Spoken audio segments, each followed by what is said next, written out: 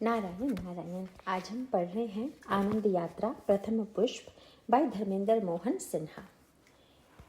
Chapter 4 और 4th part शुरू कर रहे हैं आज सेक्शन 20 से। चैप्टर 4 सेक्शन 20, मांसाहार से जीवन में हिंसात्मक परिस्थितियों को निमंत्रण। सब प्राणी जीवन में सुखी होना चाहते हैं। मनुष्य के अतिरिक्त पशु पक्षी जो अन्य प्राणी हैं, उनके सुख की भावना आहार, निद्रा और संतानोत्पादन तक सीमित रहती है। इनमें भी आहार प्रमुख है। इन 3 बातों में मनुष्य भी अन्य प्राणियों की भांति ही है और उसे भी आहार की ओर स्वाभाविक आकर्षण रहता है। शरीर संचालन के लिए यह आवश्यक भी है, किंतु मनुष्य को अन्य प्राणियों से विलक्षण बुद्धि तत्व प्राप्त है। इसकी सहायता से उसकी गति, ज्ञान, विज्ञान, संगीत, कला इत्यादि कार्यों में स्वाभाविक ही होती है। यदि मनुष्य जीवन को पशु पक्षियों की भांति शारीरिक सुख भोग में ही व्यस्त रखा गया तो यह उसके बुद्धि तत्व का अपमान और मनुष्य जीवन का घोर दुरुपयोग होगा।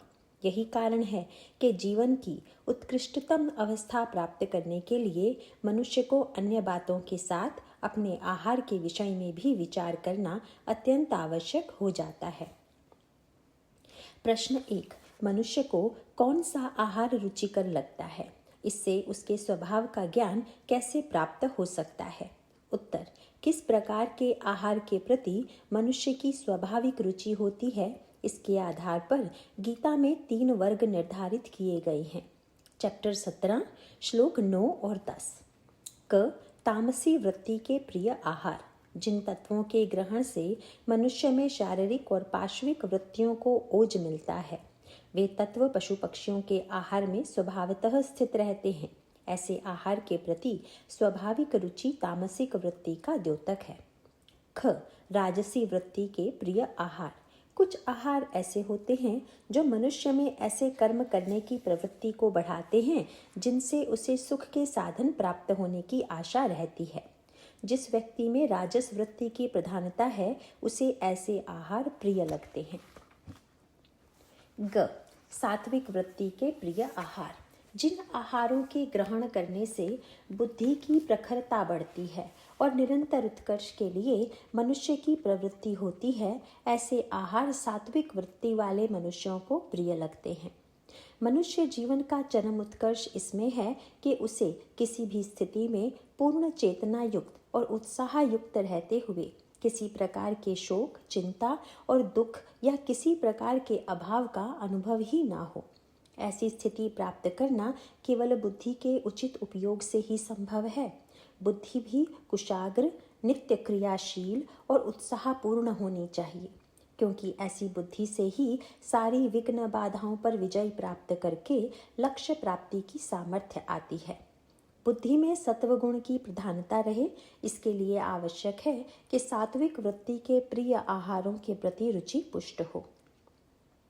वैज्ञानिक अन्वेषणों से जो ज्ञान प्राप्त हुआ है उससे पता चलता है कि बुद्धि को स्थिर रूप से प्रखर करने और दुखों की सीमा से पार जाने के लिए शाकाहारी भोजन अत्यंत उपयुक्त है। शाकाहार सात्विक आहार का प्रमुख अंग है। सात्विक आहार में वनस्पतियों के अतिरिक्त दूध, स्निग्ध पदार्थ, फल इत्यादि भी सम्मिलित हैं। प्रश्न 2, वैज्ञानिक दृष्टि से शाकाहार से स्वास्थ्य लाभ किन किन रूपों में पाया गया है? उत्तर, वैज्ञानिक अन्वेषणों से ज्ञात हुआ है कि एक ही प्रकार का जीवन व्यतीत करते हुए शाकाहारी मनुष्य की आयु अन्य मनुष्यों की अपेक्षा लगभग 2 वर्ष अधिक होती है। इसके अतिरिक्त संतुलित शाकाहार से शरीर को उचित मात्रा में क्लोरोफिल और सैलिसाइक्लिक एसिड मिल जाता है, जिससे उक्त रक्तचाप और हृदय रोग की संभावना अत्यंत न्यून हो जाती है। सैलिसाइलिक एसिड जलन और सूजन के निवारण में मुख्य पदार्थ है। शाकाहारी व्यक्तियों के रक्त में मांसाहारियों के रक्त की अपेक्षा 12 गुना सैलिसाइलिक एसिड अधिक होता है। अधिकांश गंभीर व्याधियां सूजन और जलन पर ही आधारित होती हैं, इसीलिए शाकाहारियों में कैंसर और हृदय रोग की संभावना बहुत कम होता है। क्लोरोफिल से शरीर को प्रोटीन उत्पादक तत्व सहज रूप से मिल जाते हैं। प्रश्न 3, मांसाहार में हिंसा का भाव किस प्रकार विद्यमान रहता है? शाकाहार के प्रश्न से जुड़ा हुआ एक और गंभीर प्रश्न प्राणियों की हिंसा से संबंधित है। प्रत्येक प्राणी को अपने शरीर नाश से भय स्वाभाविक रूप से होता है। किसी भी प्राणी को बलपूर्वक मारने से उसकी आंखों में जो कातरता और भय दिखाई देता है, उस कारण कोई सुहृद मनुष्य उसकी हत्या करने में प्रवृत्त नहीं हो सकता। इस प्रकार अन्य जीवों के शरीर का नाश कर अपना पोषण करने से मन में क्रूरता और दयाहीनता का भाव आवश्यक रूप से आहार में सम्मिलित हो जाता है। प्राणी हिंसा से मनुष्य अपने चारों ओर क्रूरता की सुदृढ़ और दुर्भेद्य दीवार का निर्माण कर लेता है। मनुष्य जिस प्रतिवेश में जीवित रहता है, उसमें करुणा, प्रेम और दया की लहरें निरंतर चलती रहती हैं। ये लहरें क्रूरता की उस दीवार को पार करने में असमर्थ होती हैं, जिनको मनुष्य अपनी क्रूरता और हिंसापूर्ण कार्यों से अपने चारों ओर खड़ी कर लेता है। जीवन में ऐसे क्षण आते ही हैं जब मनुष्य को दया और करुणा की आवश्यकता होती है। हिंसा द्वारा इन सब भावों से अपने को वंचित कर लेने से मनुष्य को अपार कष्ट होता है। प्रश्न 4, मांसाहार से जीवन में हिंसात्मक परिस्थितियों का निर्माण कैसे होता है? उत्तर, मनुष्य योनि में यह स्वतंत्रता है कि बुद्धि का उपयोग कर यह निश्चित किया जाए कि क्या कर्म करें और क्या ना करें, प्रत्येक कर्म का क्या फल होगा और वह किस प्रकार, किस मात्रा में मनुष्य को पुनः प्राप्त होगा। इसकी व्यवस्था प्रकृति के नियमों के अनुसार होती है। कर्म विपाक के विषय में प्रकृति का बड़ा सरल नियम है, जैसा बीज बोया जाएगा उसी के अनुसार तथा कहीं अधिक गुना मात्रा में उसका फल प्राप्त होता है। इसी न्याय के अनुसार जो भी व्यवहार मनुष्य द्वारा अन्यों के साथ किया जाता है, उसी व्यवहार के अनुरूप परिस्थितियों का निर्माण कर भगवान उस मनुष्य को वापस प्रदान करते हैं। प्रत्येक मनुष्य इस बात को अच्छी तरह से जानता है कि जिस जीव की हत्या की जाती है उसे भीषण कष्ट और भय का अनुभव होता है। यह जानते हुए भी यदि वह केवल स्वाद सुख के लिए मांसाहार का सेवन करके बेबस पशुओं के प्रति हिंसा, क्रूरता या हत्या का अनुमोदन करता है, तब फिर वह अपने लिए भी अनंत गुना हिंसात्मक भविष्य का निर्माण कर लेता है। फिर प्रत्येक मांसाहारी व्यक्ति को इस बात के लिए तैयार रहना चाहिए कि उसके जीवन में आज नहीं तो कल किसी न किसी रूप में हिंसा और क्रूरता उसे अवश्य सताएंगे। इस हिंसा के कई विभिन्न रूप हो सकते हैं।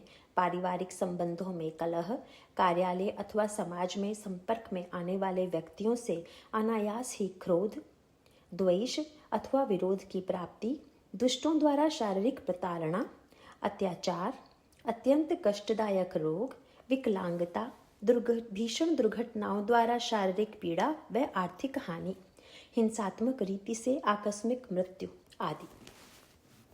हिंसा का यह भीषण जाल केवल यहीं तक सीमित नहीं है। यदि एक बार भी अपने स्वाद सुख के लिए किसी पशु पक्षी की हत्या का अनुमोदन किया गया है, तो प्रकृति के उपरोक्त कर्म विपाक नियम के अनुसार उस मनुष्य को उसी पशु योनि में अनेक बार जन्म लेकर बारंबार उसी क्रूरता से अपना भी गला कटवाना पड़ेगा।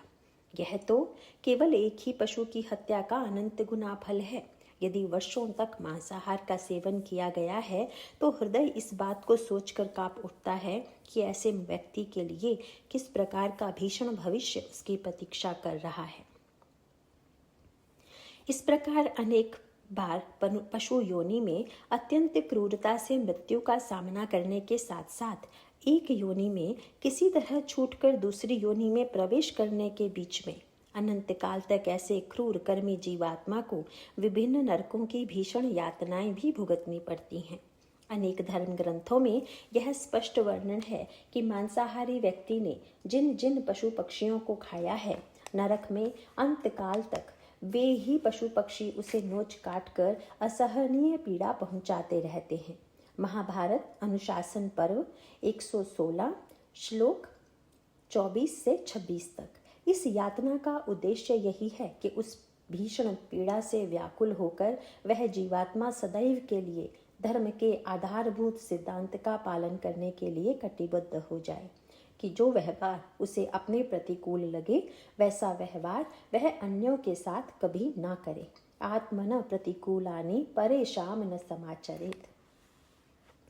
इस यातना को भुगतने के बाद जब भी भगवान की असीम कृपा से अमूल्य मनुष्य जन्म की प्राप्ति हो और उपरोक्त धर्म के सार को धारण करने के लिए बुद्धि तत्व प्राप्त हो, तब उस पीड़ित जीवात्मा को यह अवसर मिलता है कि अब जानबूझकर अपने सुख भोग के लिए वह किसी भी अन्य प्राणी को कष्ट ना पहुंचाए। अतः प्रत्येक मांसाहारी व्यक्ति वर्तमान में शाकाहारी बनकर अपने को इस भीषण हिंसात्मक जीवन और भविष्य में अनेक पशु योनि तथा नरकों की यंत्रणाओं से बचने के लिए पूर्ण रूप से स्वतंत्र है। यदि इन सिद्धांतों को समझकर वर्तमान में धर्मानुकूल आचरण करने तथा मांसाहार का सर्वथा परित्याग करने का दृढ़ निश्चय कर लिया जाए तो ऐसे परम पवित्र संकल्प की महिमा पर प्रकाश डालते हुए महाभारत में स्पष्ट घोषणा है, जो पहले मांस खाता रहा हो और पीछे उसका सर्वथा परित्याग कर दे, उसको जिस पुण्य की प्राप्ति होती है उसे संपूर्ण वेद और यज्ञ भी नहीं प्राप्त करा सकते। अनुशासन पर्व 115 श्लोक 16। केवल इतना ही नहीं, ऐसे व्यक्ति द्वारा पूर्व काल में किए गए अभक्ष्य भोजन के हिंसा दोष को मिटाने के लिए गीता में परम दयालु भगवान का स्पष्ट आश्वासन है, अपि चेत सुदुराचारो भजते माम अनन्य भाग साधुरेव समन्तव्यः सम्यक व्यवस्थितो हि सः। अर्थात यदि कोई अतिशय दुराचारी भी अनन्य भाव से मेरा भक्त हुआ, मेरे को भजता है, वह साधु ही मानने योग्य है, क्योंकि वह यथार्थ निश्चय वाला है। चैप्टर 9 श्लोक 30। इस प्रकार यदि वर्तमान में जीवन के हर क्षेत्र में अहिंसा तथा अन्य सभी प्राणियों के प्रति करुणा और प्रेम के भाव धारण किए जाएं, तब वही प्रकृति की कर्म विपाक व्यवस्था ऐसे सदाचार का अनंत गुना शुभ फल प्रदान करती है।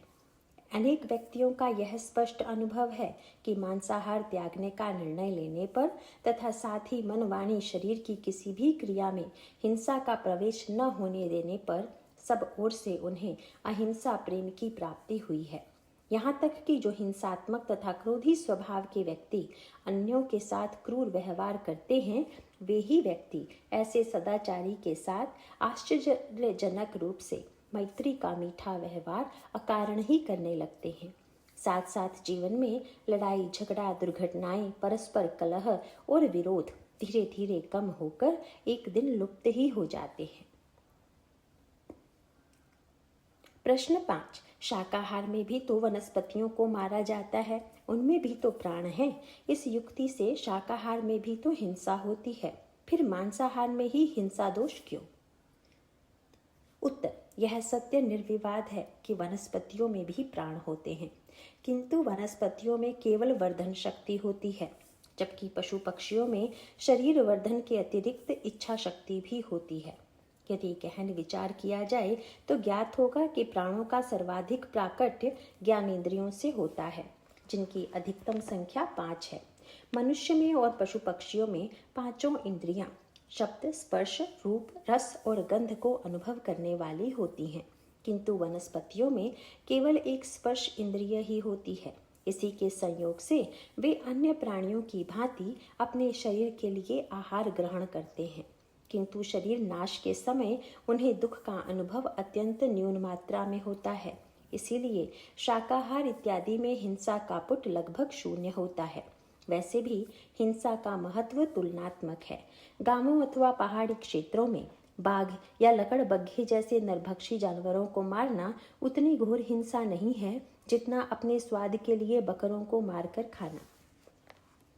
इस आधार पर शाकाहार के लिए होने वाली वनस्पति की हिंसा अन्य जीवों की हिंसा की तुलना में नगण्य ही समझी जाती है।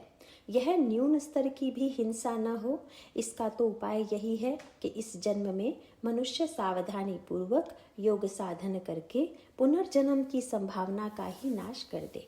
शरीर रहते पूर्ण अहिंसा धारण करना साधारणतया असंभव है। अतः कर्तव्य यह है कि कम से कम हिंसा हो तथा अपने सुख भोग के लिए तो कदापि ना हो। प्रश्न 6।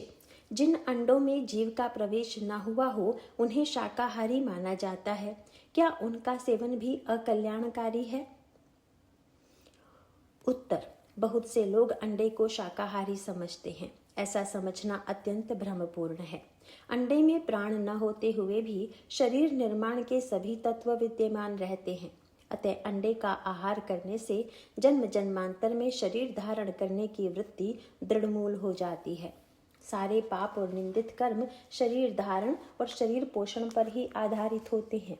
इसीलिए समस्त दुखों का नाश करने के उपायों में वही उपाय सर्वश्रेष्ठ समझा जाता है जिससे शरीर धारण करने की संभावना न्यून हो। जीव रहित अंडे के खाने से हिंसा न होने पर भी बार बार शरीर धारण करने की संभावना में वृद्धि ही होती है, जो मनुष्य के कल्याण में बाधक है। प्रश्न 7। कुछ लोग कहते हैं कि यदि मांसाहार न किया जाए तो पशुओं की संख्या इतनी बढ़ जाएगी कि मनुष्य के लिए शरीर रक्षण कठिन हो जाएगा। उत्तर, इस विषय में यह याद रखना चाहिए कि बहुत से पशुओं का जीवन प्रकृति द्वारा मांसाहार पर ही आधारित है, जबकि मनुष्य के लिए यह आवश्यक नहीं। इस प्रकार मांसाहार से तो स्वाभाविक रूप से मांसाहारी पशुओं के प्राकृतिक आहार की हानि ही होती है। प्रश्न 8।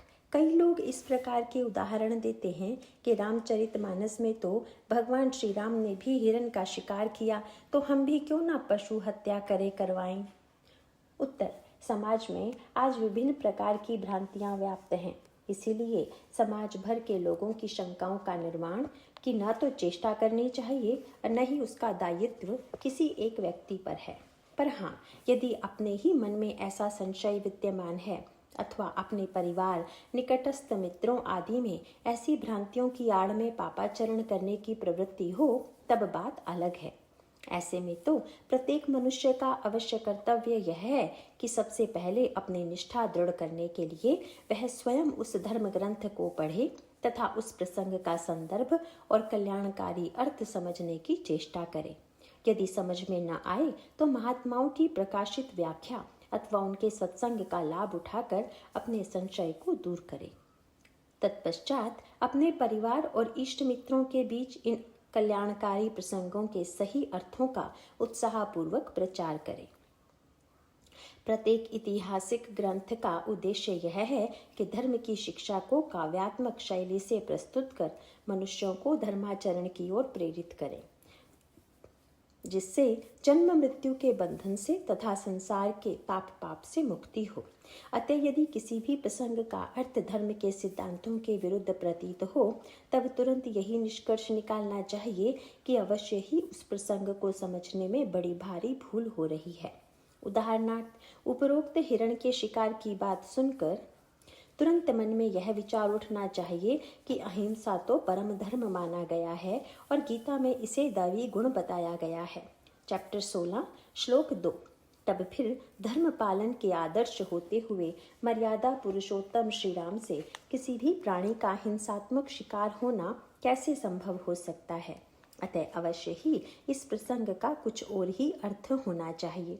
ऐसा विचारवान व्यक्ति यदि लोगों की बातों में न आकर धर्म ग्रंथ को स्वयं ही पढ़ने का कष्ट करे तो अधिकांश शंकाओं का समाधान स्वतः ही हो जाता है। रामचरितमानस का उपरोक्त प्रसंग इस प्रकार है। बंधु सखा संग ले ही बुलाई, बन मृग्यानित खेल ही जाई, पावन मृग मार ही जिय जाने, दिन प्रति निपहि देख वही आने, जे मृग राम बान के मारे, ते तनु तजी सुरलोक सिधारे। अर्थात श्री रामचंद्र जी भाइयों और इष्ट मित्रों को बुलाकर साथ ले लेते हैं और नित्य वन में जाकर शिकार खेलते हैं। मन में पवित्र समझकर मृगों को मारते हैं और प्रतिदिन लाकर राजा दशरथ जी को दिखलाते हैं। जो मृग श्री राम जी के बाण से मारे जाते हैं वे शरीर छोड़कर देवलोक को चले जाते हैं। बालकांड दोहा 205 चौपाई 1 और 2। इस प्रकार पूरे प्रसंग को पढ़कर यह स्पष्ट हो जाता है कि भगवान श्री राम ने हिरणों का शिकार हिंसात्मक भाव अथवा मनोरंजन के लिए भोग बुद्धि से प्रेरित होकर नहीं किया। उन्होंने तो मन में पवित्र करुणा भाव धारण करके इस प्रकार उन हिरणों को देवलोक में पहुंचाने का अपना दायित्व निभाने की परम कृपा की। क्या इस प्रसंग की आड़ लेकर मांसाहार करने वाले व्यक्ति में पशु पक्षी के प्रति इस प्रकार पवित्र भाव धारण करने अथवा देवलोक तक पहुंचाने की क्षमता या दृष्टि भी है?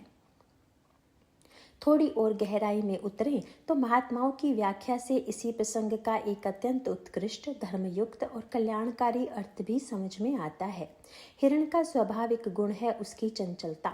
अतः जीवात्मा का चंचल मन ही वह हिरण है जो संसार रूपी वन में भटकता रहता है।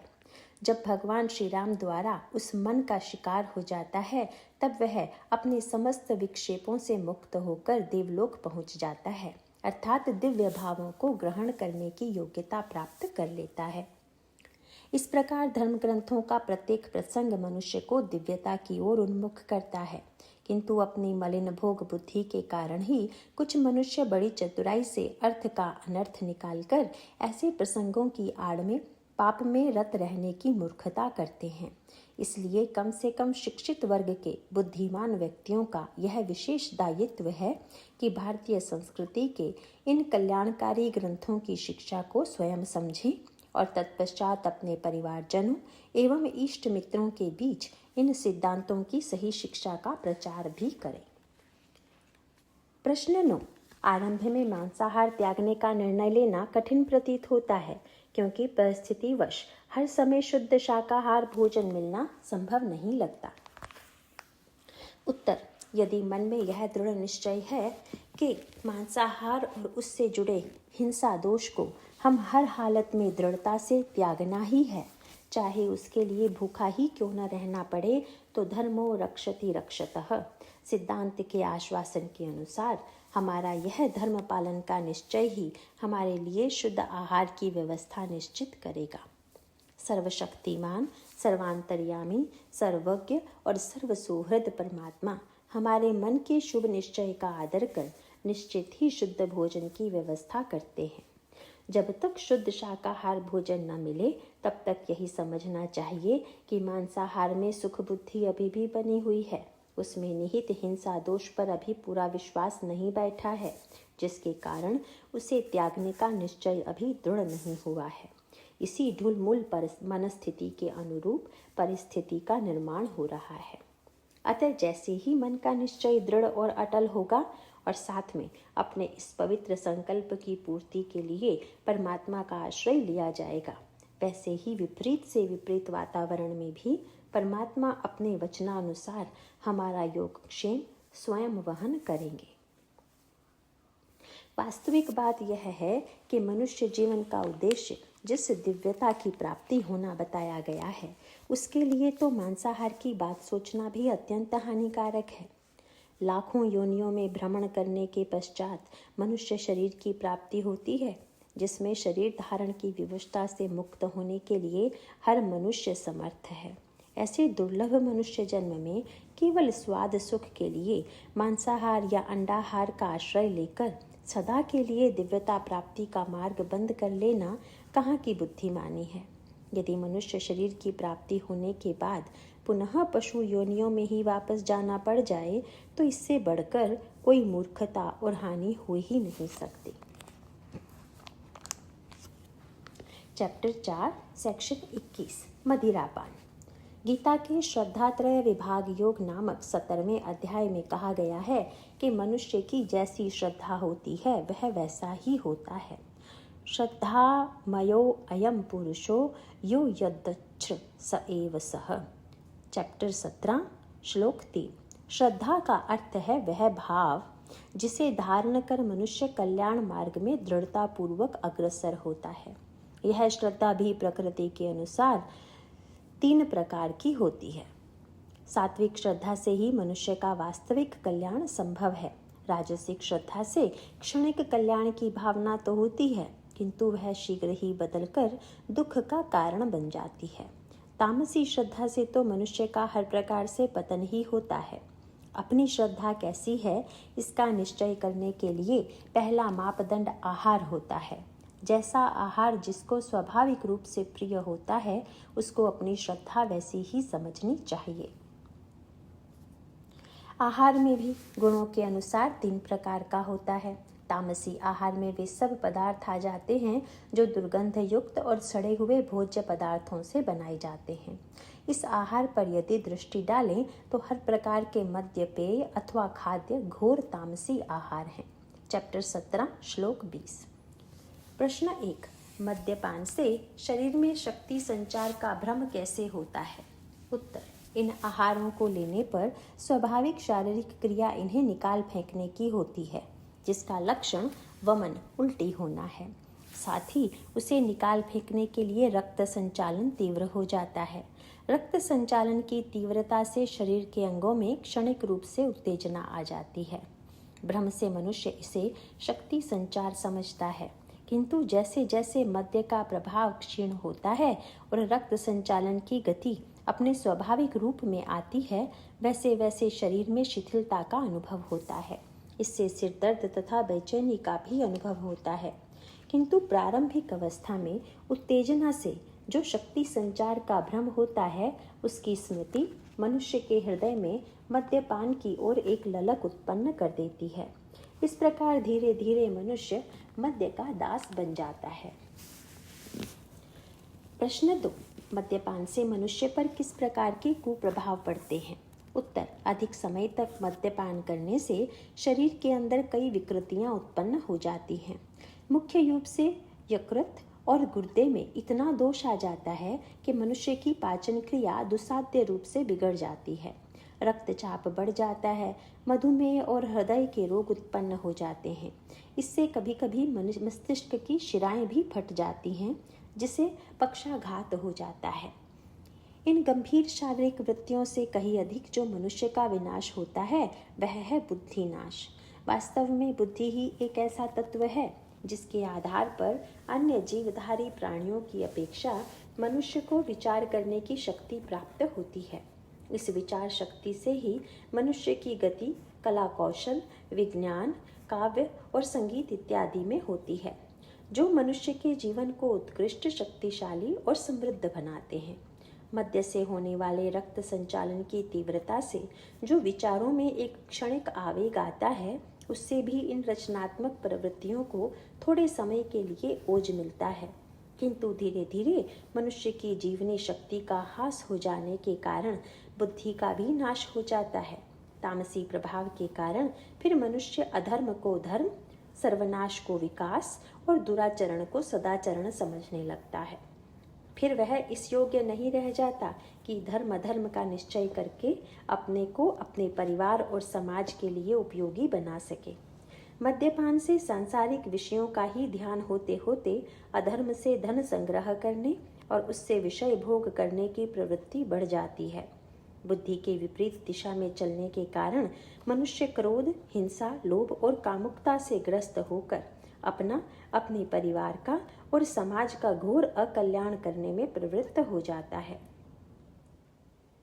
अतः समाज के शिक्षित और प्रबुद्ध वर्ग का यह उत्तरदायित्व है कि वह अपने पारिवारिक स्वजनों और मित्रों को मद्यपान की इस विभीषिका से बचाने के लिए उत्साहपूर्वक कटिबद्ध हो।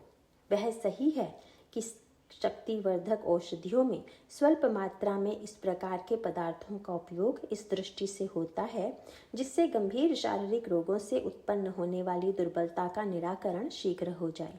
किंतु जब अपनी रुचि को संतुष्ट करने के लिए मादक द्रव्यों का सेवन होने लगे, तब तो इसे विपत्ति की घंटी ही समझना चाहिए। इसको कदापि नियमित रूप से सेवन की जाने वाली सामग्रियों में नहीं गिना जा सकता। प्रश्न 3, यदि नियमित मद्यपान न हो किंतु कभी कभी सामाजिक मद्यपान किया जाए तो क्या हानि है? उत्तर, मद्यपान का सर्वाधिक अनिष्टकारी रूप सामाजिक मद्यपान है। इस प्रकार के मद्यपान को संपर्क बढ़ाने का साधन समझा जाता है। जो लोग किसी उच्च पद पर आसीन होते हैं अथवा आर्थिक रूप से संपन्न होते हैं, तो उनसे संपर्क साधने की इच्छा प्रबल रूप से उन लोगों में उठती है जो उनके पद से अथवा उनकी आर्थिक संपन्नता से कोई लाभ उठाना चाहते हैं। यदि ऐसे पदाधिकारी या अर्थ संपन्न व्यक्ति मदिरापान में रुचि रखते हों, तो उनके साथ मद्यपान कर उनसे घनिष्ठ संपर्क सरलता पूर्वक बन जाता है। फिर यह संपर्क उनसे कोई लाभ उठाने में अत्यंत सहायक हो जाता है। ऐसा संपर्क पारस्परिक सौहार्द और मैत्री भाव की वृद्धि के लिए न होकर केवल स्वार्थ सिद्धि और अपना उल्लू सीधा करने की दृष्टि से होता है। इसके आधार में सामाजिक सामंजस्य नहीं होता। यह तो इस बात का खुला हुआ प्रदर्शन है कि मदिरापान कराकर लोगों में मूढ़ता उत्पन्न कर दें और उनसे किसी न किसी भांति इस प्रकार का लाभ उठा लें जो विवेक विचार के विरुद्ध हो। मद्य के इस प्रकार के सामाजिक सेवन से तो प्रयत्नपूर्वक बचना चाहिए। इसकी सराहना न करके इसकी भर्त्सना करनी चाहिए। मद्यपान से वर्तमान जीवन तो दुखमय हो ही जाता है, साथ ही तमोगुणी आहार से उत्पन्न होने वाली प्रवृत्तियों से पारलौकिक जीवन में निम्न, निम्नतर और निम्नतम पशु और कीड़े मकोड़ों की योनियों के प्राप्त होने की विवशता में जीव बंध जाता है। इससे अनंत काल तक उसे दुख और अज्ञान के गहरे अंधेरे में पड़ा रहना पड़ता है। सोच समझ कर मनुष्य जीवन में इस प्रकार की मूर्खता करना तो आत्महत्या से भी कहीं अधिक निकृष्ट कार्य है। चैप्टर 4 सेक्शन 22 महात्मा की पहचान। जिन व्यक्तियों के मन में आध्यात्मिक उन्नति की भावना जाग जाती है, उन्हें महात्माओं से मार्गदर्शन पाने की उत्कंठा प्रबल हो जाती है।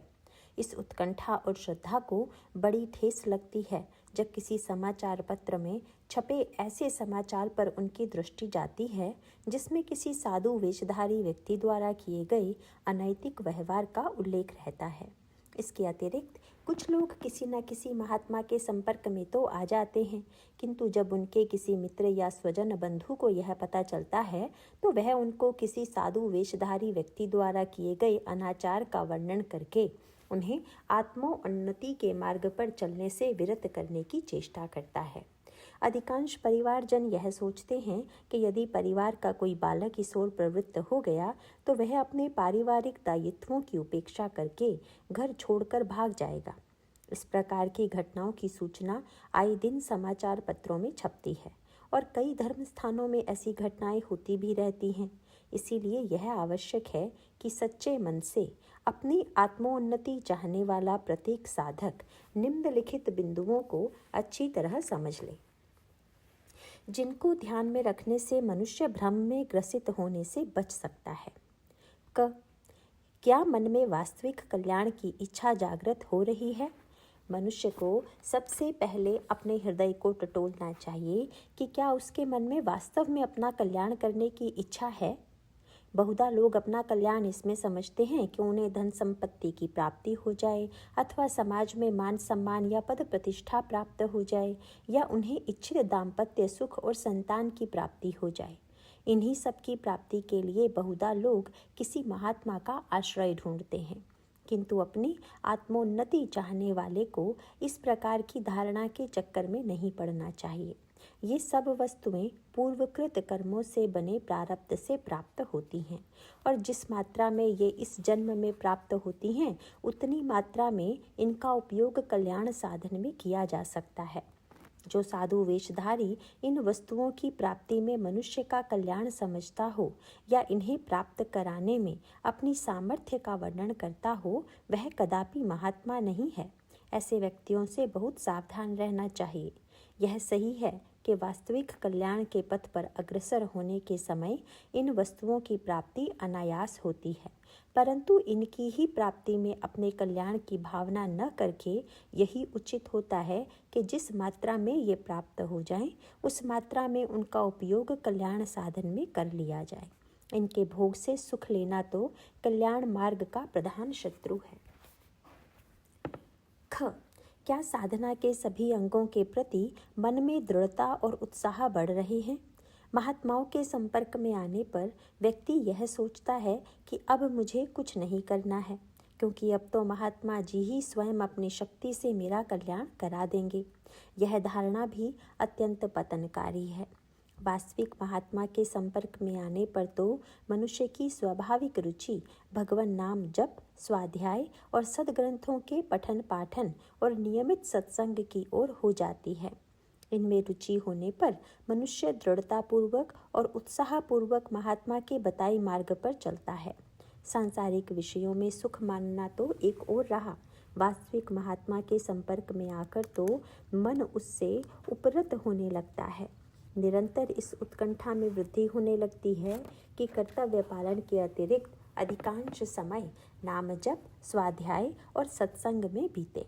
वह पारिवारिक और सामाजिक कर्तव्यों का निर्वाह धर्म ग्रंथों की शिक्षा के अनुसार उत्साहपूर्वक करता है, किंतु अनावश्यक पारिवारिक और सामाजिक गतिविधियों में उलझने को वह समय का दुरुपयोग समझने लगता है।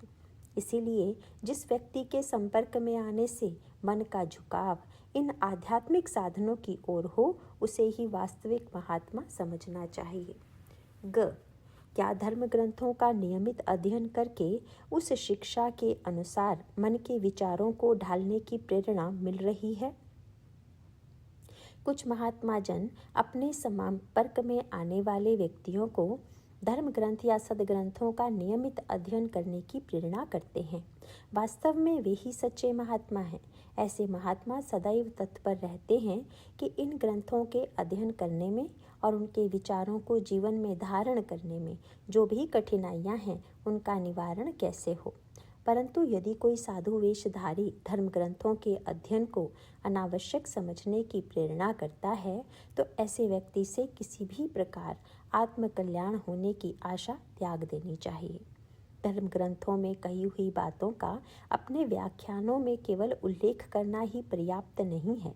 सच्चे महात्मा तो इस बात की प्रेरणा अवश्य देते हैं कि उन धर्म ग्रंथों का नियमित रूप से अध्ययन कर मन के विचारों को उन ग्रंथों में व्यक्त विचारों के अनुरूप ढालने की चेष्टा की जाए।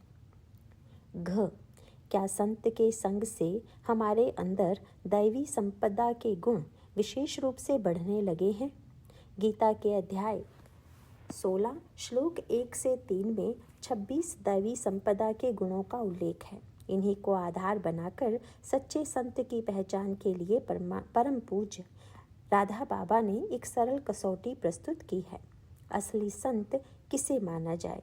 संसार में जिस व्यक्ति में हमें दैवी संपदा के अधिक से अधिक गुण अभिव्यक्त दिखें, विकसित दिखें तथा जिनके संग से हमारे अंदर दैवी संपदा के गुण विशेष रूप से बढ़ने लगे, उन्हीं को असली संत मान लें और उनकी शरण में जाकर उनके प्रति ही अपनी आसक्ति की धारा को मोड़ दें। आस्तिकता की आधारशिलाएं, पृष्ठ 23। संत में अधिक से अधिक दैवी संपदा के गुणों की अभिव्यक्ति हम देख पाएं तथा अपने हृदय में भी वे विशेष रूप से बढ़ते हुए दिखें, यह तभी संभव है जब इन गुणों का तात्पर्य नियमित स्वाध्याय के माध्यम से समझा जाए। अपने हृदय के आकलन के लिए सबसे सरल उपाय यह है कि मन स्थिति ही परिस्थिति बनाती है। अतः यदि मन में दैवी संपदा के गुण विद्यमान हैं, तो संसार के व्यक्ति परिस्थिति से उन्हीं गुणों के अनुरूप अनुभव बढ़ते रहने चाहिए। उदाहरणार्थ, कुछ दैवी संपदा के गुण तथा उनके अनुरूप परिस्थितियों के निर्माण का संकेत निम्नलिखित है। अहिंसा, मन, वाणी और शरीर से किसी भी प्राणी को कष्ट न पहुंचाना, न मन में किसी के विरुद्ध भाव होना अहिंसा कहलाती है। इस गुण को धारण करने से अपने से संपर्क में आने वाले व्यक्तियों से भी अहिंसा का ही भाव प्राप्त होगा। विरोध, कलह, कटु वचन की प्राप्ति तथा दुर्घटनाओं से किसी भी प्रकार की हानि आदि घटनाएं कम होती जाएंगी। स्वाध्याय, जिन शास्त्रों के द्वारा विवेक और वैराग्य जागृत होता है, उनको समझकर पढ़ना और उनके अर्थों पर बारंबार विचार करना स्वाध्याय कहलाता है। इस गुण को धारण करने से स्वाध्याय में स्वाभाविक रुचि बढ़ती हुई दिखेगी। धर्म ग्रंथों के नियमित अध्ययन तथा उसमें वर्णित सिद्धांतों पर मनन करने का अभ्यास दृढ़ होगा।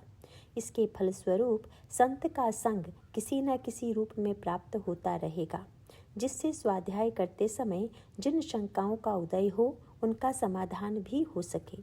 संत गोष्ठी में उपस्थित होने के समय प्रकृति की ओर से कोई बाधक परिस्थिति या किसी व्यक्ति से विरोध का सामना नहीं करना पड़ेगा। सत्य, छल रहित, प्रिय और हितकर यथार्थ भाषण सत्य कहलाता है। इसे धारण करने से अन्य व्यक्तियों से भी छल रहित, निष्कपट व्यवहार की प्राप्ति होती है। अन्यों द्वारा हमें दिए गए वचनों का समयानुसार निर्वाह हो जाता है तथा अपने द्वारा भी वहन किए गए दायित्वों का समय से पूर्व ही संतोषजनक रीति से निर्वाह हो जाता है। इस प्रकार वास्तविक संत मिलन के फलस्वरूप गीता में वर्णित 26 गुण धारण होने लग जाते हैं, परंतु इनकी नींव पुष्ट करने के लिए नियमित स्वाध्याय की भी अत्यंत आवश्यकता है। साथ साथ यदि ग्रंथ में वर्णित सिद्धांतों को दैनिक जीवन में धारण करते समय कोई कठिनाई हो तो संत से मिलकर उन शंकाओं का निदान करने की त्वरा बन जाती है। प्रश्न 1। सच्चे महात्मा भी तो धर्म ग्रंथों की ही बातें बताते हैं, फिर भी केवल उनके सत्संग को पर्याप्त न समझकर धर्म ग्रंथों के नियमित स्वाध्याय को इतना महत्व क्यों दिया जाता है? उत्तर। धर्म ग्रंथों से मार्गदर्शन लेने की प्रेरणा में सच्चे महात्माओं का यह उद्देश्य रहता है कि उनके संपर्क में आने वाले व्यक्तियों का आलंबन केवल उन महात्मा के शारीरिक संग पर ही बनकर न रह जाए। सामाजिक मनुष्यों की तरह महात्माओं का भी पांचभौतिक शरीर तो नाशवान वस्तु ही है, अतः जब भी उसका नाश होगा तब महात्मा के शारीरिक संग के अचानक अभाव से उन महात्मा से जुड़े व्यक्तियों में अत्यंत व्याकुलता छा जाती है कि अब उन्हें कल्याण पथ पर चलते रहने का मार्गदर्शन कैसे प्राप्त होगा। ऐसी व्याकुलता से उबरने के लिए कुछ शिष्य तो अपनी ही बुद्धि के अनुसार महात्मा की कुछ गिनी चुनी आज्ञाओं का स्मरण करके शेष जीवन बिताने की चेष्टा करते हैं।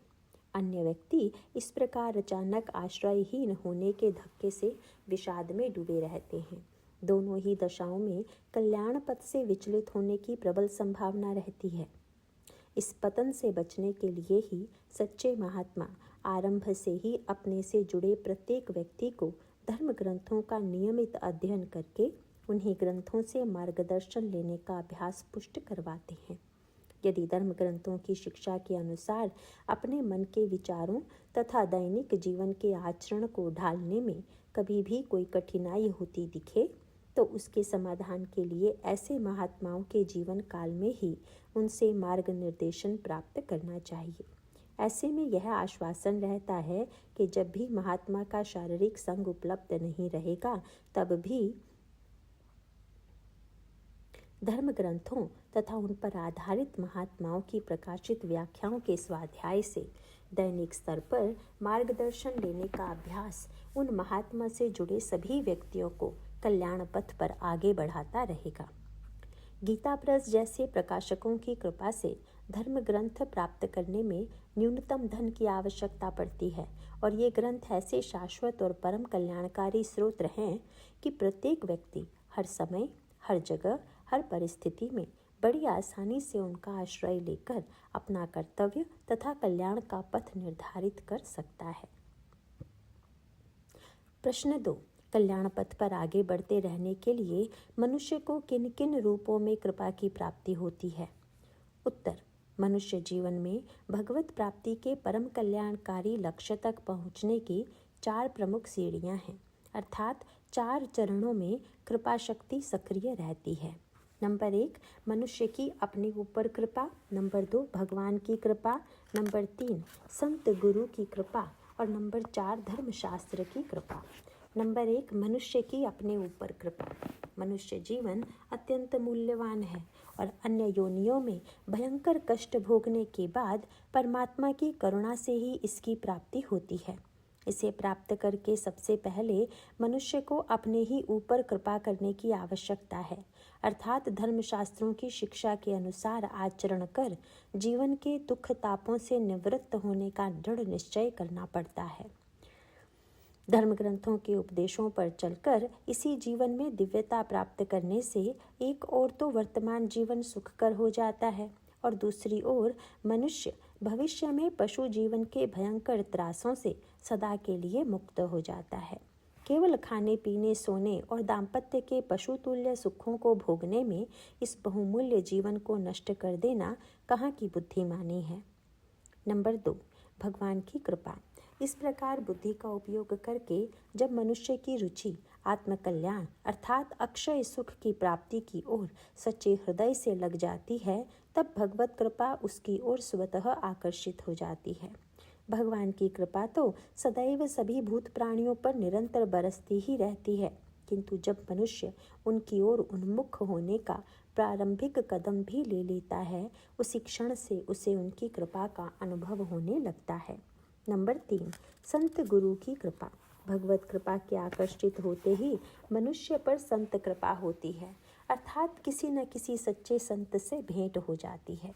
उसकी पहचान यह है कि संत के संग से मन में शांति छा जाती है और संसार के विषय भोगों, धन, सम्मान, पद, प्रतिष्ठा और दाम्पत्य भोग में उपरति हो जाती है। अर्थात इनका धर्म पालन में उपयोग तो होता है, पर इनमें सुख बुद्धि समाप्त होने लगती है। आज के युग में भी सच्चे महात्मा दुर्लभ नहीं हैं, किंतु परमार्थ विषयक शिष्यता का भाव न होने से महात्मा के मिलने पर भी उनकी ओर रुचि नहीं होती और इसीलिए वे दुर्लभ से प्रतीत होते हैं। नंबर 4, धर्मशास्त्र की कृपा। सच्चे संत गुरु से संपर्क होने का प्रमाण यही है कि उस मिलन के फलस्वरूप धर्म ग्रंथ से भी संपर्क हो जाता है। संत की प्रेरणा से गीता, रामायण, भागवत आदि के नियमित अध्ययन में रुचि हो जाती है और उन ग्रंथों की शिक्षा मन के द्वारा जीवन में बिना प्रयास उतरने लगती है। Chapter 4, section 23। मंदिर क्यों जाएं? मंदिर अथवा देवालय ऐसे स्थान होते हैं जहाँ पर भगवान के विभिन्न स्वरूपों और देवताओं की मूर्तियाँ स्थापित की जाती हैं। इन विग्रहों की पूजा, कीर्तन, आरती इत्यादि की व्यवस्था होती है। साथ ही परिव्राजक संत महात्माओं के अल्पकालिक निवास और उस निवास की अवधि में उनके प्रवचनों और व्याख्यानों की व्यवस्था भी होती है। कुछ मंदिरों में संस्कृत और शास्त्रों की शिक्षा का भी प्रबंध होता है। ये सभी कृत्य जनमानस की आध्यात्मिक उन्नति के शक्तिशाली साधन हैं, किंतु आजकल अधिकांशतः लोगों के मन में अपनी कामनाओं की पूर्ति होने की इच्छा प्रबल रूप से विद्यमान होती है, जिसके फलस्वरूप वे मंदिरों के चक्कर लगाया करते हैं। प्रश्न 1, यदि इच्छाओं की पूर्ति के लिए भगवान से प्रार्थना की जाए तो क्या होता है? उत्तर, गीता में भगवान ने बताया है कि सांसारिक कामनाओं के सिद्ध होने की इच्छा के प्रबल वेग से मनुष्य का ज्ञान जब ढक जाता है तो इच्छा पूर्ति के लिए वह हर उपाय का आलंबन लेता है। चैप्टर 7, श्लोक 21 से 23 तक। इनमें मुख्य उपाय देव पूजन है और क्योंकि मंदिरों में देवताओं के विग्रह स्थापित रहते हैं, इसीलिए मंदिर जाने वालों में एक बहुत बड़ी संख्या उन लोगों की होती है जो किसी सांसारिक दुख निवारण अथवा सांसारिक लाभ के अर्जन हेतु मंदिर जाते हैं। गीता में भगवान ने बताया है कि इस प्रकार के पूजन से उनकी जिन इच्छाओं की पूर्ति होती है वह होती है भगवान के विधान के ही अंतर्गत। उन्होंने यह भी बताया है कि यद्यपि अपने अनन्य भक्तों का योगक्षेम वे ही वहन करते हैं, तथापि लोग अपनी इच्छाओं की पूर्ति के लिए अन्य देवताओं का पूजन करते हैं। चैप्टर 9, श्लोक 22 से 23। ऐसा पूजन वे देवता के प्रति श्रद्धा के कारण करते हैं, किंतु वास्तव में उनका यह पूजन भगवान का ही पूजन है। ऐसा होने पर भी अज्ञान के कारण वे यह नहीं जानते, इसीलिए ऐसे पूजन को भगवान ने अविधि पूर्वक बताया है। प्रश्न 2, प्रार्थना में की गई सांसारिक इच्छा की पूर्ति अथवा अपूर्ति का क्या परिणाम होता है? उत्तर, संसार का अर्थ ही है जो सम्यक रूप से सरक रहा हो। इसीलिए किसी भी सांसारिक वस्तु, व्यक्ति, घटना अथवा परिस्थिति को अपने सुख का आधार बनाना बुद्धिमानी नहीं है, क्योंकि जैसे ही उसमें बदलाव आएगा वैसे ही सुख का अनुभव परिणत होकर दुख प्रदान करेगा। इसी कारण से संसार को दुखों का घर बताया गया है, क्योंकि इसका कोई भी अंश बहुत काल तक टिक नहीं पाता है। चैप्टर 8, श्लोक 15। इस प्रकार यदि सांसारिक इच्छा की पूर्ति हो भी जाए तो वह अल्पकालिक ही होती है। इस प्रक्रिया में भगवान के विधान से सांसारिक इच्छाओं की पूर्ति तो अपने आप होगी ही, किंतु वह शीघ्र ही अल्पकालिक सुख प्रदान कर फिर नष्ट हो जाती है। इसके बाद उस एक इच्छा के स्थान पर 10 और इच्छाएं उत्पन्न हो जाती हैं। इस प्रकार एक के बाद एक सांसारिक इच्छाओं की पूर्ति के जाल में मनुष्य फंसता जाता है उन्हीं भौतिक इच्छाओं की पूर्ति पर उसकी दृष्टि हर समय टिकी रहती है और इस कारण वह अपने जीवन के परम लक्ष्य भगवत प्राप्ति के अक्षय सुख से अपने को वंचित कर लेता है। इस प्रार्थना और इच्छा पूर्ति के क्रम में यदि भगवान के विधान में किसी सांसारिक इच्छा की पूर्ति न हो, तब तो मनुष्य निराशा के गर्त में डूब जाता है। ऐसे में वे ही भगवान अब उसे अत्यंत अप्रिय और क्रूर लगने लगते हैं। इस प्रकार उनके मंगलमय विधान पर श्रद्धा की हानि हो जाने से वह मनुष्य अपने पैरों में अपने आप ही कुल्हाड़ी मार लेता है। ऐसा देव पूजन तो फिर विडंबना मात्र रह जाता है। यदि भगवत विषयक ज्ञान से भगवान की उपासना की जाए तो उससे मनुष्य को ऐसे सुख की प्राप्ति होती है जिसका कभी अंत नहीं होता। फिर ऐसे उपासक के जीवन में दुख सदा के लिए विलीन हो जाता है। किंतु अविधि पूर्वक देव पूजन से आत्यंतिक सुख की प्राप्ति नहीं होती। इस प्रकार से किया जाने वाला देव पूजन यद्यपि पाप नहीं है, परंतु मूर्खता अवश्य है। ऐसा मनुष्य सांसारिक सुख की प्राप्ति के लिए किए जाने वाले देव पूजन से अल्पकालिक सुख की अनुभूति की बलिवेदी पर भगवत प्राप्ति के महान सुख को न्यौछावर कर देता है। वह अपने को महान सुख से वंचित कर जन्म मरण के बंधन में डाल देता है। इससे अधिक मूर्खता की बात क्या होगी। प्रश्न 3, तो फिर मंदिर में क्यों जाएं और वहां क्या प्रार्थना करें? उत्तर, यद्यपि सांसारिक इच्छाओं की पूर्ति ही अधिकांश देव पूजकों के मन में रहती है, तथापि मंदिर में कई देव पूजकों के एकत्रित होने के कारण और निरंतर भगवान के पूजन कीर्तन और उनकी उपासना से उस स्थान पर श्रद्धा का एक गहन वातावरण निर्मित हो जाता है। उस वातावरण में जाते ही प्रत्येक मनुष्य के हृदय में कुछ न कुछ श्रद्धा का भाव उदय अवश्य होता है। जितने समय तक मनुष्य ऐसे वातावरण में रहता है, उतने समय तक उसके हृदय में सात्विक भाव छा ही जाते हैं। यदि उन भावों से प्रेरित होकर वह बुद्धि की निर्मलता, तत्व ज्ञान की जागृति और भगवत भक्ति की प्रार्थना करे, तो उसके सात्विक भाव की गहनता के अनुपात में इन भावों के उदय होने की संभावना हो जाती है। अतः कामना पूर्ति के लिए मंदिर जाना तो मूर्खता है, परंतु यदि लोगों को मंदिर जाते देखकर किसी के मन में यह जिज्ञासा उत्पन्न हो जाए कि मंदिर जाने का वास्तविक प्रयोजन क्या है, तो इस जिज्ञासा का उचित समाधान होने पर ऐसे व्यक्ति का निश्चित कल्याण हो सकता है। बहुधा किसी सांसारिक दुख की निवृत्ति के लिए अथवा सांसारिक सुख की प्राप्ति के लिए मनुष्य किसी ज्योतिषी के परामर्श से किसी देवता के पूजन में लग जाता है। ऐसे देव पूजन का परामर्श देना तो ज्योतिषी के लिए सर्वथा उचित है, किंतु यदि मनुष्य उस पूजन की ओर कामना पूर्ति की संकुचित दृष्टि ही रखता है और उस परामर्श का अपने वास्तविक कल्याण के लिए उपयोग नहीं करता, तो यह उस मनुष्य की अल्प बुद्धि का परिचायक ही होगा। ऐसे पूजन को जो व्यक्ति भगवान की भक्ति का प्रथम सोपान बना लेता है, वही वास्तव में बुद्धिमान है। इसीलिए गीता में आर्त और अर्थार्थी भक्त को उदार की श्रेणी में रखा गया है। चैप्टर 7 श्लोक 16 से 18। यदि देव पूजन भगवान की भक्ति प्राप्त होने की इच्छा से किया जाए तो ऐसा पूजन निश्चित रूप से सफल होता है, क्योंकि यह प्रकारांतर से भगवान का ही पूजन है।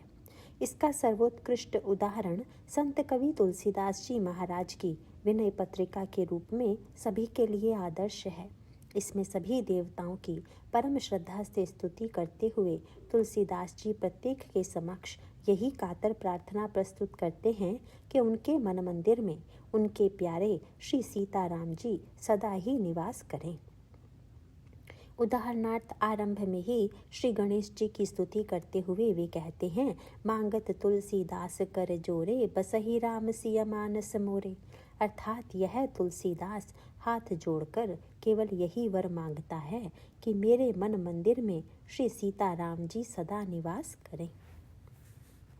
चैप्टर 4 सेक्शन 24 वृंदावन यात्रा। प्रश्न 1, वृंदावन धाम में दर्शन के विभिन्न स्तर क्या हैं?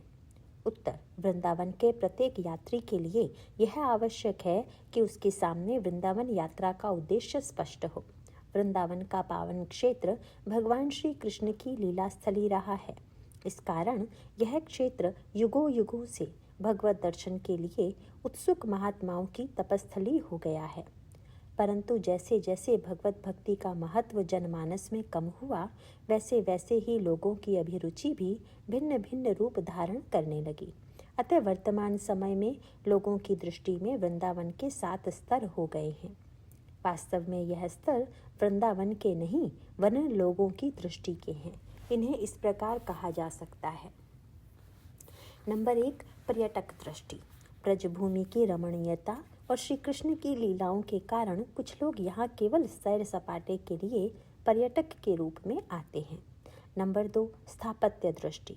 कुछ लोग यहाँ के मंदिरों व अन्य भवनों को प्राचीन स्थापत्य का विशिष्ट रूप समझकर उसका अध्ययन करने आते हैं। नंबर 3, ऐतिहासिक दृष्टि। बहुत सी ऐतिहासिक घटनाओं से जुड़े होने के कारण कुछ लोगों की दृष्टि ऐतिहासिक ही होती है। नंबर 4, संगीत परक दृष्टि।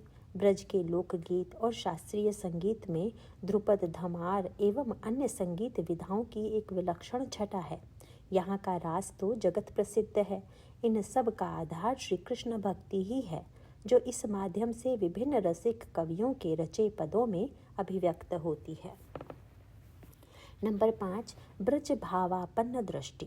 श्री कृष्ण लीला में ग्वाल बालों व श्री कृष्ण सखाओं की प्रेमा भक्ति में एक विलक्षण आत्मीयता है। इस भाव के कई आचार्य हुए हैं, वर्तमान में भी, जिनका संग तुलनीय प्रभाव रखता है। नंबर 6, गोपी भावापन्न दृष्टि। इस भाव में माधुर्य एवं वात्सल्य भक्ति ओतप्रोत है। इस भाव के रसिकों का अपना विशिष्ट स्थान है। नंबर 7, राधा भावापन्न दृष्टि। इसमें श्री कृष्ण प्रेम के भक्ति रस की पराकाष्ठा मिलती है। इस भाव का आधार तत्सुख सुखिया भाव है। वास्तव में यदि इन 7 दृष्टियों का सम्यक रूप से दर्शन हो तो इसमें ही भक्त जीवन की सार्थकता है। प्रश्न 2, इस दृष्टि से वृंदावन यात्रा की तैयारी हेतु किन नियमों का पालन करना चाहिए?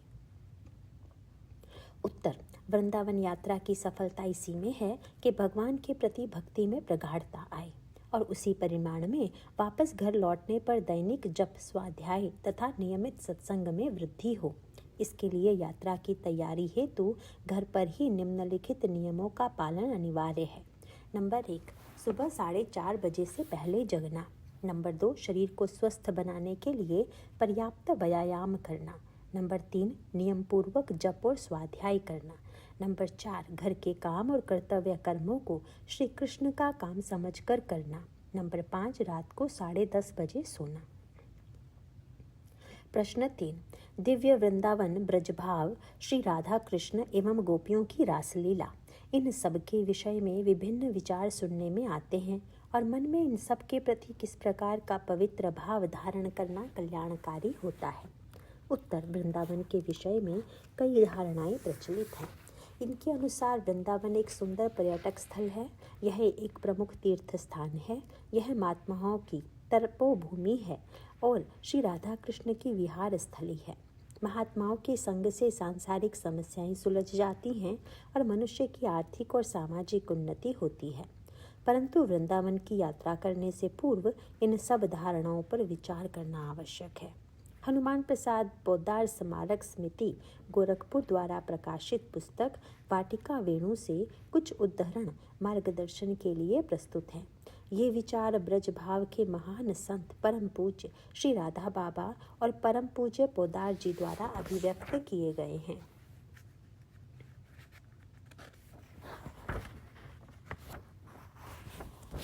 श्री कृष्ण का स्वरूप है सतचित आनंद। यही वृंदावन बने हुए हैं तथा श्री राधा जी अनंत गोपियां बनी हुई हैं और यही सतचित आनंदमयी लीला अनादिकाल से चल रही है। वृंदावन, योग माया, श्री राधा एक ही श्री कृष्ण की 3 शक्तियां 3 रूपों में हैं। उसी सच्चित आनंद की लीलामयी छाया यहाँ पड़ती है और वही छाया इस विश्व के रूप में दिखती है। भूमिका पृष्ठ 7। साधक को अपनी साधना में सावधान रहना चाहिए। साधक को पथच्युत करने के लिए रतिकाम श्री राधा कृष्ण का रूप धारण करके तभी आते हैं जबकि साधक के मन में सकामता हो, स्वसुख वासना हो और उसकी साधना में जागतिकता हो। जब साधक की साधना स्वसुख वासना शून्य निष्काम भाव से एकमात्र श्री राधा कृष्ण प्रीत्यर्थ होती है, वहाँ रतिकाम का प्रवेश संभव ही नहीं। पृष्ठ संख्या 13। अप्राकृत लोक दिव्य वृंदावन में सभी का रूप अप्राकृत है। गोपी भी अप्राकृत और बाघ भी अप्राकृत। गोपी के अप्राकृत रूप पर बाघ का अप्राकृत मन विमुग्ध विलुप्त होता है। उस दिव्य राज्य का बाघ हिंसक पशु नहीं, वह प्रेम की मूर्ति है। वहाँ गोपी को बाघ से कोई भय नहीं। पृष्ठ संख्या 33। गोपियों की महिमा ऐसी है कि यदि किसी गोपी के चरण की क्षीण सी भी झांकी किसी और को मिल जाए तो उसकी काम भावना की सर्वथा सर्वांश में निवृत्ति हो जाए। प्रिया प्रियतम श्री राधा कृष्ण के रास विहार में सम्मिलित होने वाली ब्रज तरुणियों के जीवन में काम भावना की स्फुरना के उदय की कल्पना करना भी एक अपराध है। उनका तन मन वचन जीवन लोकोत्तर रूप से निर्मल और उज्ज्वल है। उनमें निज सुखेच्छा का कणांश भी नहीं है, अपितु सच्ची बात यह है कि तत्सुख के लिए सर्वस्व का उत्सर्ग कर देने के लिए उनमें उल्लास उमड़ पड़ता है। पृष्ठ संख्या 45। वही हो जो श्री भगवान चाहते हैं। कामना शून्यता, स्वसुख वासना विहीनता ही ब्रज भाव का आदि मध्य अंत है, यदि साधन है और यही साध्य है। तीर्थ यात्रा ट्रेन में श्री पोदार महाराज को कल्पनातीत सम्मान मिला। स्वागत में माला पहनाई गई। जब बोलने के लिए खड़े हुए तो उन्होंने कहा कि मेरे मन के धरातल का पता तब चले जब फूलों की माला के साथ साथ मुझे जूतों की माला पहनाई जाए। वंदनीय वही होना चाहिए जिसकी फूल की माला में और जूतों की माला में समदृष्टि हो, जहाँ सम्मान को पाकर न प्रसन्नता है और अपमान को पाकर न मलिनता है। वहीं उस व्यक्ति के जीवन में ब्रजभाव जैसी दिव्य वस्तु अवतरित होती है। ऐसे व्यक्ति के मन में महत्व है तो मात्र प्रिय की इच्छा का, प्रिय की रुचि का। तत्सुखी भाव ही ब्रज भाव का आधार है। पृष्ठ 47। ब्रज भाव की बात सुनना बड़ी सुंदर बात है, पर हम स्वयं ही सोचें कि ब्रज भाव की बात सुनने के हम कितने अधिकारी हैं। जब तक जागतिक प्रतिकूलता से मन प्रभावित होता है तब तक स्वप्न में भी काम के लेश की छाया है। जब तक जगत की वस्तुओं में आसक्ति है तब तक उनके द्वारा ब्रजभाव की झलक पा सकना असंभव है। पृष्ठ 97। ऐसे आस्तिक के हृदय में प्रतिकूलता का भाव समाप्त हो जाता है। जिसे जगत प्रतिकूलता की स्थिति कहता है वह वस्तुतः हमारे विश्वासहीनता, हमारी अनास्था का द्योतक है। हम भले ही न समझें, उस प्रतिकूलता के गर्भ में अनुकूलता ही अनुकूलता है। अगली बात यह है कि भगवान की कृपा पर उस आस्तिक का चित्त विश्वास होता है। वह कृपाश्रित अच्छी तरह मानता है कि भले अमुक कार्य आज तक कभी ना हुआ हो, पर भगवान मेरा यह कार्य कर ही देंगे। भगवान की एक बड़ी दुर्बलता है। यदि कोई किसी कार्य के लिए भगवान पर निर्भर हो जाए तो भगवान कभी उसकी आशा नहीं तोड़ते। भगवान उसकी निर्भरता की परीक्षा लेते हैं, पर सच्चे निर्भर की आशा वह अवश्य पूरी कर देते हैं। पृष्ठ संख्या 123।